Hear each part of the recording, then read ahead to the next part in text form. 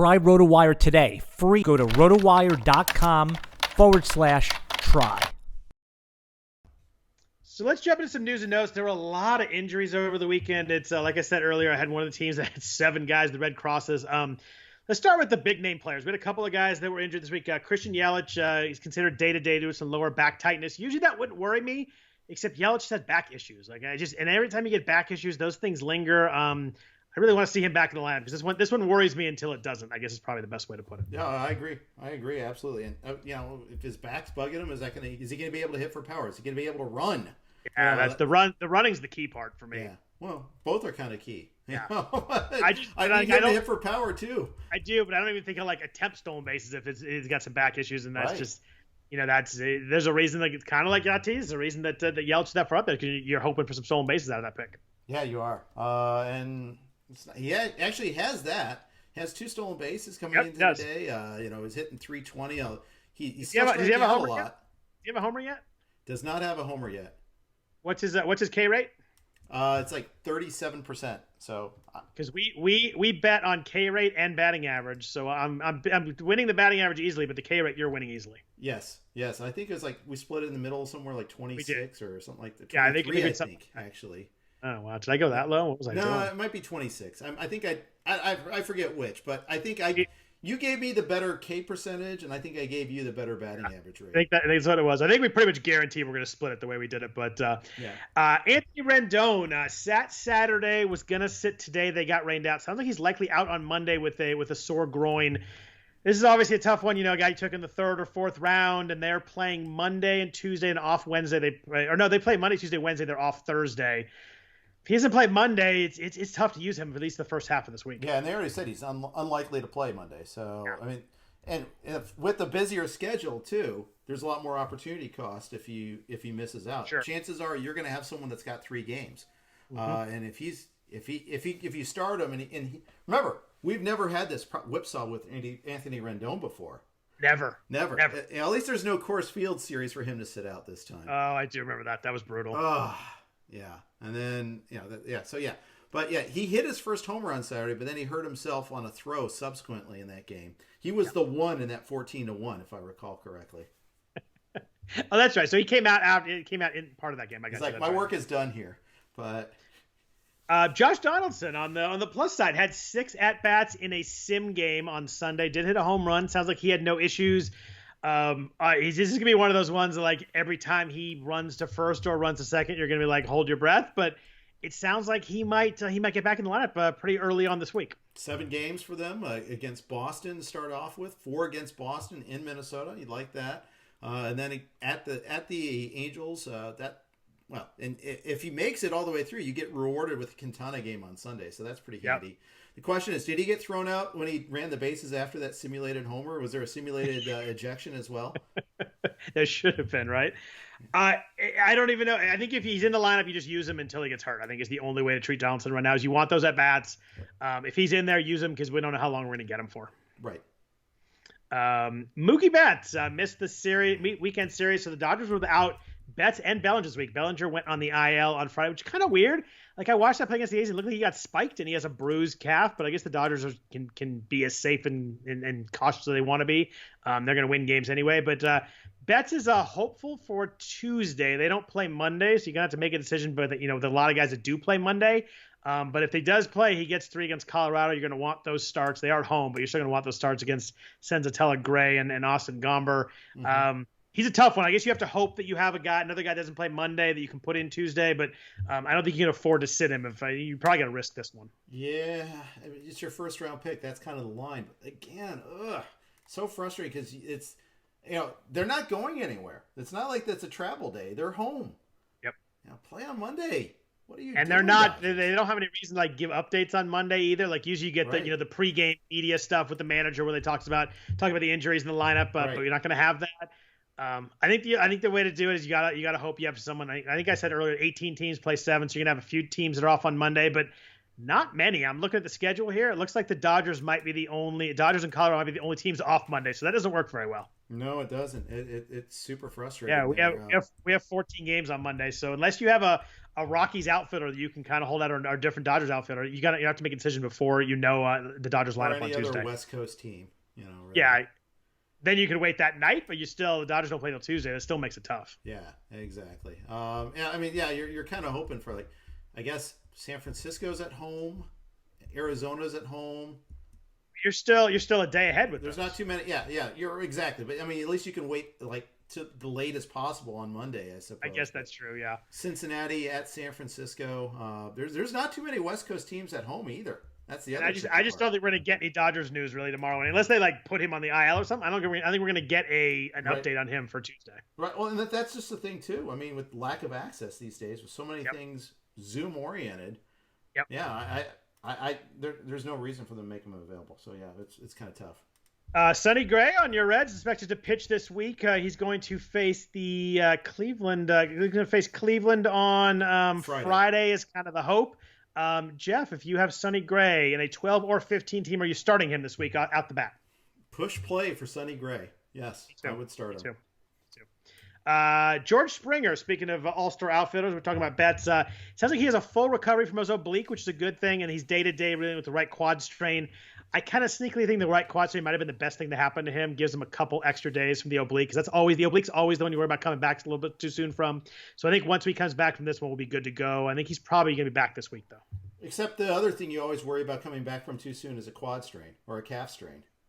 Yeah, Hammy's up there. We just talked about Josh Donaldson, for crying out loud. I mean, at least Springer doesn't. You're not really there for the stolen bases. You're more there for the power. But yeah, he's running around. He's scoring on doubles and all that. But I don't know. I just obliques scare the hell out of me. So I kind of hope maybe the extra days will help that. But you mentioned Robbie Ray. When I talked about the Jays, he's starting on Monday.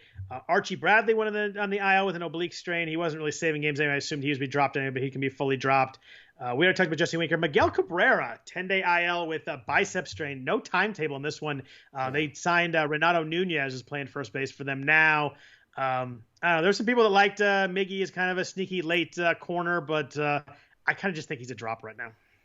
I mean, that's where he's being drafted as kind of a streamer, right? Yeah, I think so. And if you have a streamer that gets hurt, it's the same as the next guy too. Tyler O'Neill's the same way. I liked him as a late round pick, but I'm not holding on to someone that I drafted that late that is kind of, like you said, kind of a streamer. Yeah, it's big for Nunez. It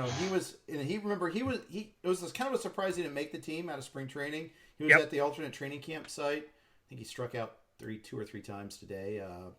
Cleveland's. You look at Cleveland, actually. That's one thing. Their staff. There's a lot of guys that can strike you out there. So. And they just figure out ways to make guys good too. I mean, Logan Allen is interesting. Logan Allen almost got out of that game in the first inning. He gave up a run, loaded the bases. Yep. And then Jonathan Scope, Allen was all over the place. Allen went 1-0, and then Scope swung at a bad slider, way out of the zone. It totally changed the at bat, and then he struck out later in that bat on a bad pitch, like a hanging slider. Scope saved that game for Allen. He was kind of on the ropes, and he settled in nicely and pitched 5 innings. But it's funny in baseball how you can get that 1 inning, and if you don't get out of there, it's a blow up line. But he got out of there and he settled in pretty well. Yeah, and it's rare. Some pitchers actually bounce back from a bad inning. Who did I see that did that today? Yesterday. It was Eflin. Gave up 3 in the first against the Braves. Only gave up 1 the rest of the way. And, it wasn't a good outing, but it could have been a disaster, and it wasn't. And in the past for Zach Eflin, that used to be a disaster. Having had him on many previous teams, he's a better pitcher now. The ability to bounce back and kind of wipe that inning off and get going is a skill with pitchers. Yeah. There's some guys that do it really. You see it with even guys like Scherzer will give up 2 or 3 runs and then just lock in and they go 5-6 shutout. And you see the guys lock in like that. Yeah. And you other see other pitchers that we like you said we start and we've pitched and dealt with that just once they get that they just kind of fall apart. Yep, that's right.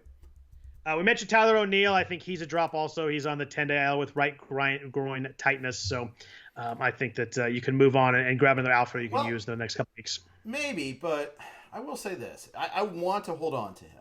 His power speed upside intrigues me still. I do. I was all over him in drafts. I think I kept him in a 15-teamer. I dropped him in both my 12-teamers. I think that's the line. Yeah. I think that's the line for sure. And then, and the thing is, you look at the Cardinals, they don't really have a whole lot that's better. And they cannot get an outfielder that's good. It's wild. All these guys, they just haven't been able to find an outfielder in years. Well, they found one. He's playing for the Rays, and Well, they found two. Dylan Carlson. Yeah. Let's. Yeah. We're on Dylan Carlson. We still like him. I definitely am. But like, there's just so many of those corner guys they call up, and Arozarena is the one guy, and he's obviously not there anymore. But I don't know. They've had just a cycle of outfielders that they can't seem to hit on a guy that I'm hoping Carlson's the guy. I really like Carlson, and Carlson has a bunch of RBIs and home runs, not hitting for an average quite yet, but I do think we're going to see good things there. But it seems like they just cycle through a lot of corner outfielders, and they haven't been able to hit on any. Yeah. One other player I want to bring up, news and notes wise, was Padres. Adrian Morejon. Bad injury today. Forearm strain, it looks like. Not good, and the timing's bad because Dinelson Lamet's coming back. It could have been Morejon versus Paddock. Paddock's not looking great so far. 5.63 ERA. He hasn't fixed whatever was ailing him last year. He's and he gets it's a Pittsburgh start this week. This is kind of like the last chance saloon, maybe. Because Mackenzie Gore is going to be there at some point. It's just a question who he replaces, but. And Ryan had his chance. Ryan Weathers is coming too, right? Yeah, exactly. Yeah. They're loaded. I mean, that's why they could trade Patino. I mean, do you think Lamet starts this week for Morejon? That's what we got listed in our projected starters. Now, keep in mind it's against the Dodgers. That's not a great way to break a nice warm landing spot. Yeah, I mean that's a tough landing spot there, and big series too. It's Buehler, Kershaw, Bauer for the Dodgers this weekend too against the Padres. That's gonna be fun. I can't wait for that series. It's gonna be fun. That means we've got Kershaw Darvish on Saturday, and Bauer Snell on Sunday. Yeah, which Bauer Snell is like perfect in terms of the personality matchup against each other. It is. It's like. I make a comparison of Bauer versus the DFS community again, and but Snell is also that guy too. So yeah, he is. Although apparently the way it is on Twitter these days, the season-long community is kind of right there too. So. Hasn't been a great start for the season-long community this year on Twiter. No, not so much, but less said the better. Kershaw looked good today. Kershaw kind of the best he's looked in. I guess it was 3 starts. And he had a rough spring and kind of a rough start, but he pitched really well against the Nationals today. I think he looked pretty good against your A's, except for 1 inning. He did, and the A's were really struggling at that point. But yeah, I think this is the best he's looked so far in his 3 starts. Yeah, he's getting stronger and stronger. It's almost like we freaked out over one start, a couple of starts too much, or something like that. Yeah, him versus Scherzer was fun. That's one of those games you don't get lined up very often. It's always fun when they do. Yep. All right, well let's talk about a few players I want to talk about before we get out of here. But first, a note from our sponsor, Underdog Fantasy. Football season approaches. You've got to check out these new best ball leagues on Underdog. Best ball is the ultimate test of your live draft skills since there's no in-season management. That's right. Draft your team and Underdog automatically credits you with the best performing players every week. You don't need to play the waiver wire or worry about trades. It's just the draft. Who doesn't love drafting? In Underdog Best Ball, you can draft as many times as you want because you don't have to do any roster management, saving you loads of time. Underdog's Best Ball leagues are drafting right now, starting at just $3. Once the season starts, Underdog also has daily fantasy and an all-new pick'em game. Go download the Underdog app now to get in some best ball leagues before the season starts. Enter promo code RotoWire with your first deposit. Underdog will honor a money-back guarantee during your first month. Love Underdog. Get your money back with promo code RotoWire. Search Underdog in your app store and use promo code RotoWire. Try RotoWire today, free for 10 days. Get our premium tools, rankings, analysis, and breaking news alerts. No credit card required. Go to rotowire.com/try.